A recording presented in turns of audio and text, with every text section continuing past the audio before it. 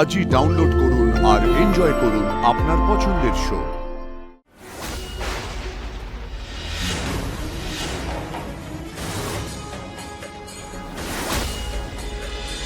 আমরা আপনাকে ডেকেছি কয়েকটা জরুরি কথা বলার জন্য। মিস্টার আর্য সিংহ রায়ের চিকিৎসার জন্য আমরা একটা মেডিকেল বোর্ড বসিয়েছি। তাতে আমরা আলোচনা করে দেখেছি যে ওনার স্মৃতি ফেরানোর জন্য ওনাকে আমাদের দুটো ওষুধ দিতে হবে। দুটো ওষুধ? হ্যাঁ, দুটো ওষুধের কম্বিনেশন। আচ্ছা, যা ভালো মনে হয় আপনারা সেটাই করুন। দেখুন, এই চিকিৎসার পদ্ধতি আমরা শুরু করতে পারি, কিন্তু ওনাকে এই ওষুধ দেওয়া হবে কিনা সেটা সম্পূর্ণ আপনাদের সিদ্ধান্ত। ওই ওষুধ দিয়ে যদি উনি সুস্থ হন তাহলে তো সেই সিদ্ধান্ত আমাদেরকে নিতেই হবে। সেই জন্যই তো এখানে আপনাকে ডাকা মিস বসু। আসলে এই ওষুধটা দিলে হয়তো উনি ঠিক হয়ে যাবেন, কিন্তু এই ওষুধের আবার কিছু সাইড এফেক্টস আছে। এতে পেশেন্টের কিছু ক্ষতিও হতে পারে, আবার কারোর কারোর ক্ষেত্রে এই সাইড এফেক্টস নাও হতে পারে। সাইড এফেক্টস মানে এই ধরুন প্যারালাইসিসের মতো কিছু হতে পারে, বা তার থেকে বেশি কোনো ক্ষতিও হতে পারে। কিন্তু এছাড়া তো আমাদের আর কিছু করার নেই। কি বলছেন? কি? হ্যাঁ, আবার আপনাকে এও বললাম যে নাও হতে পারে, কোনো সিওরিটি নেই। হতে পারে। তাহলে এখন কি হবে? ওনাকে অ্যান্টিডোট দিতেই হবে, নাহলে তো ওনার স্মৃতি ফেরানো মুশকিল হয়ে যাবে। এতে আবার ক্ষতি হলেও হতে পারে। হ্যাঁ, রিস্ক তো আছেই। এবার সিদ্ধান্ত আপনাকে এবং ওনার পরিবারকে নিতে হবে। অপর্ণার কথাই ভাবছিলাম, আর অপর্ণারই ফোন। অনেকদিন বাঁচবে মেয়েটা। বলো অপর্ণা। বলছি, একটু দরকারি আমি ফোন করেছি, খুব আর্জেন্ট। একটা বড় সিদ্ধান্ত নেওয়ার ব্যাপার আছে আমাদের। বড় সিদ্ধান্ত? আর্যর ব্যাপারে? হ্যাঁ, আমার এক্ষুনি ডক্টরের সাথে কথা হলো। আর্য স্যারের স্মৃতি ফেরানোর জন্য একটা ইনজেকশন নিতে হবে। সেই ইনজেকশনটা দুটো ওষুধের কম্বিনেশন। সে হোক, কিন্তু তাতে কাজ হবে তো? হ্যাঁ, সেটা হবে, কিন্তু ব্যাপারটা হচ্ছে যে এতে একটু ঝুঁকি আছে। এতে খারাপ কিছু হতে পারে, আবার কিন্তু নাও হতে পারে। কিন্তু এই ঝুঁকিটা না নিলে কোনোদিনই না স্মৃতি কিন্তু আমরা ফেরাতে পারবো না। তাই বলুন, আমি কি করবো, কি সিদ্ধান্ত নেবো এখানে? মাঝে ফোনটা স্পিকারে দিন না। শুনুন না, যা সিদ্ধান্ত নেওয়ার খুব তাড়াতাড়ি নিতে হবে, তাড়াতাড়ি as soon as possible। Aparna, তোমার কি মনে হয় কি করা উচিত? এটা ছাড়া তো আর কোনো উপায় আমাদের হাতে নেই। আর আমি এখানে ওনাকে দেখতে পাচ্ছি না। ঠিক আছে, তোমার মন যেটা বলছে তুমি তাহলে সেটাই করো। যে সিদ্ধান্তই তুমি নেবে আমি তোমার পাশে থাকবো অপর্ণা।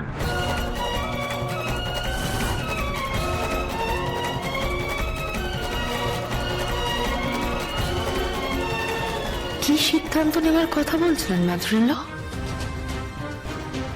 মাধুরীলা, এবার আমাদেরকে বলা যাবে কি নিয়ে কথা বলছিলেন? মা, সিরিয়াস কিছু কি?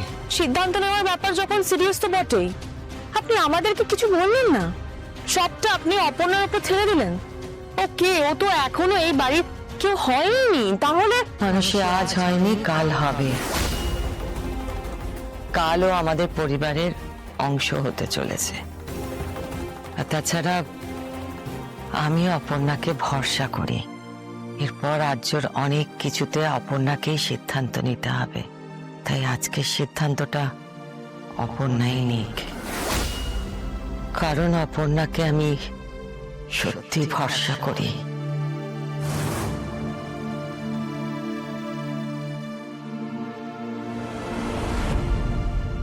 কি এত কর গুনে গুনে হিসেব করছো দেখি? ও বাবা, এই ডেকোরেশনের জন্য এত খরচা? একটু বেশি করে ধরে রাখলাম। আরে এটা একটু বেশি। এই যেটা লিখেছো সেটা জোগাড় করতে পারবে? আমি অপুর বিয়েতে কিছু কম করতে পারবো না শুনি। কম করতে হবে না, কিন্তু এই যেটা লিখেছো, এই যে বাবারে বাবা, এইগুলো জোগাড় করতে পারবে তো? আরে টাকার চিন্তা করো না, ঠিক জোগাড় হয়ে যাবে। আমাদের একমাত্র মেয়ের বিয়ে, এত ভেবো না তো তুমি। এখনো খাওয়ান দাওয়ানের খরচা আছে, ক্যাটারারের খরচা, সব কোথা থেকে জোগাড় করবে? এই ক্যাটারের লোককে ডেকেছি তো, আর আমাদের নবীনদাকে বলেছি আসো, কি খরচাপাতি বলে দেখি। বাবা, নবীনদার যা খাই। শোনো, ও যা বলবে হ্যাঁ হ্যাঁ করে মাথা নাড়বে না, কিন্তু সবকিছুতেই প্রশ্ন করবে, বেউ হিসেবের মতো করবে না কিন্তু। আসতে পারি? ওই তো এসে গেছে, দাঁড়াও দেখি। নবীনদা, এসো এসো এসো এসো এসো এসো এসো এসো।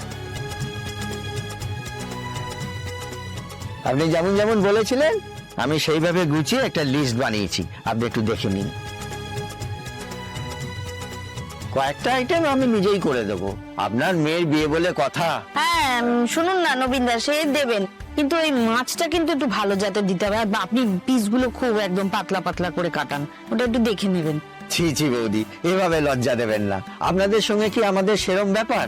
মেয়ের বিয়ে কিন্তু হচ্ছে সিংহ রায়দের বাড়িতে, শুনেছেন তো? ওরাও যেন খেয়ে বলে যে মনে রাখার মতো খাবার খেলাম। হ্যাঁ হ্যাঁ, সব মনে রাখার মতন হবে। খারাপ অভিজ্ঞতাও মনে রেখে যায়। তুমি কি যে বলো না তুমি। শোনো, আগে তিতা পরে মিষ্টি, কষ্ট কথায় কষ্ট নেই। উনি কি আমাকে চেনেন না? সামনাসামনি সব কথা হয়ে যাওয়া আগে থেকে ভালো না বলুন? কোনো সমস্যা হবে না, আপনি নিশ্চিন্তে থাকুন।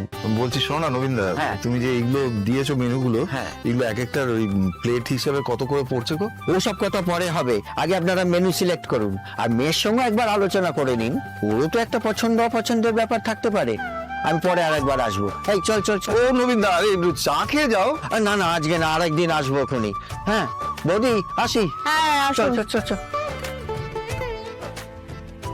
ওই দেখেছো টাকা পয়সার কথাটা কিন্তু বলে নিও আগে ভাগে। আচ্ছা সে বলবো, আগে মেনুটা দেখো, একটা কিছু ফাইনাল আরে এসব পরে হবে, সে তুমি পরক্ষণে রাজলক্ষ্মী ম্যাডামের বাড়ি যেতে হবে। মিষ্টিটা আনতে বলেছিলাম, সেটা তো ভুলে গেছে।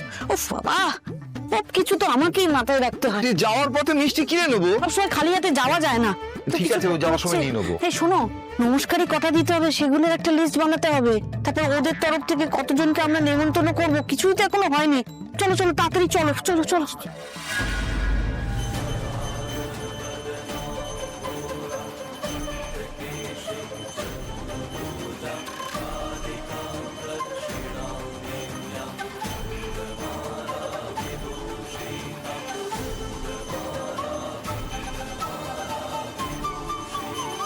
ঠাকুর, আমি স্যারকে ঠিক করার সিদ্ধান্ত নিয়েছি। আমার এই সিদ্ধান্তে ওনার যেন কোনো ক্ষতি না হয়। রাজলক্ষ্মী ম্যাডামও আমার ওপরে চোখ বন্ধ করে ভরসা করছেন। আমি যেন ওনার ভরসার মান রাখতে পারি, যেন স্যারকে সুস্থ করে তুলতে পারি। স্যার যেন সব মনে পড়ে যায়। আমায় তুমি ফিরিয়ে দিও না ঠাকুর, ফিরিয়ে দিও না। ম্যাম, মিস্টার সিংহ রায়কে ওটিতে নিয়ে যাওয়া হচ্ছে, আপনি কি যাবেন? না, স্যার বলছিলেন আপনি যদি একবার দেখা করতে চান তাহলে। না, আমি এখানেই থাকতে চাই ঠাকুরের সামনে। কারণ আমি জানি সব ঠিক হয়ে যাবে, সব।